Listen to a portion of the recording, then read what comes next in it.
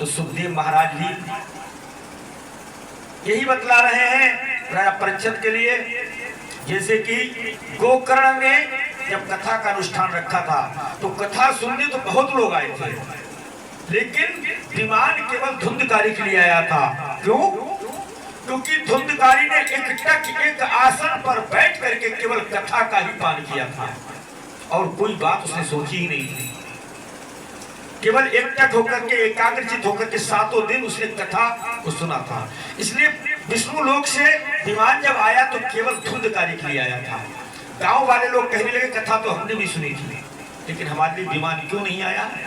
बोले तुम्हारे लिए विमान इसलिए नहीं आया कि तुम कथा सुनने आए तो थे शरीर से, लेकिन ध्यान से, मन से कहीं दूसरी जगह घूम रहे थे और तुमने लापरवाही रखी थी। कथा सुनते वक्त तुम इधर उधर भी लगे रहते थे और देर से आते थे, कभी पहले चले जाते थे, कभी नहीं आते थे। लेकिन धुंधकारी ने एक टक हो करके कथा का पान किया, इसलिए उनके लिए विमान आया है। तो अब 7वें दिन की कथा का लाभ वही व्यक्ति लेगा जिसने वाकई 7 दिन तक इसका अभ्यास किया है। 7 दिन का अभ्यास किया है और ये बिल्कुल पक्की बात है कि निश्चित जैसे परीक्षित महाराज को कल मोक्ष मिलेगी, उसी प्रकार से हमें आपको भी ये भान होगा कि मैं ब्रह्म हूं। क्योंकि सतगुरु महाराज अलखनाथ भगवान की दया कृपा है कि वो पावर,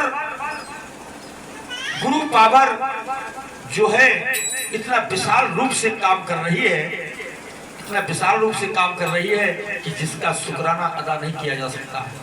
इसलिए सतर्क हो जाएं आज की कथा और कल की कथा के लिए। और ये कहते हैं कि मानव जीवन में जो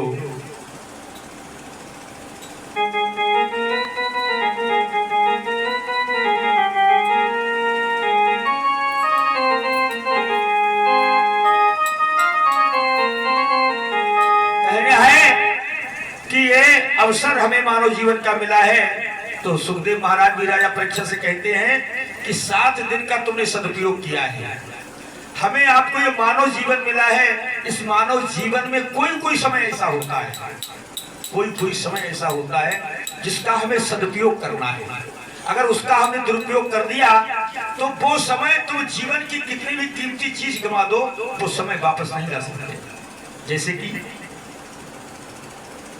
जैसे जीवन में शादी एक बार आती है और उस शादी का जो समय होता है, जो खुशी होती है, वो समय अगर निकल गया उसके बाद वो समय तुम नहीं ला सकते। जैसे कि बचपना है, जीवन में एक बार आता है, बचपना चला गया और फिर तुम बचपने को याद चाहे कितना ही करो, लेकिन बचपने के सुख आपको वापस नहीं मिल सकते।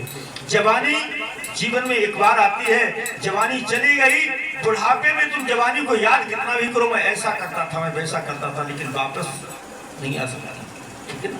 इसी प्रकार से हमें जीवन में सतगुरु का सानिध्य कभी कभी मिलता है और वो सानिध्य का हमने दुरुपयोग कर दिया तो वो जीवन में कभी नहीं आ सकता है। वो जो चला गया, तुम अपने जीवन की अनमोल से अनमोल दौलत खत्म कर देना, लेकिन जो सत्संग में आप जो सत्संग का त्याग कर दिया है, उस सत्संग का लाभ वापस नहीं ला सकते। इसलिए हमें जीवन में यही तोलना है कि सच्चा क्या है और झूठा क्या है। तो हमें सच को ग्रहण करना है, झूठ को त्यागना है।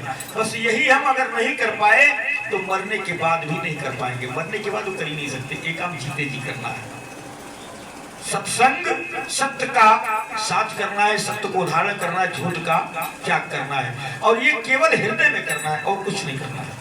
इसलिए सुनहरा अवसर चला गया है, जा रहा है, जितना बचा है उसे ही संभाल लो। अरे बेला अमृत गया, आलसी सो रहा, बने भागा, साथी सारे जगे तू ना जागा।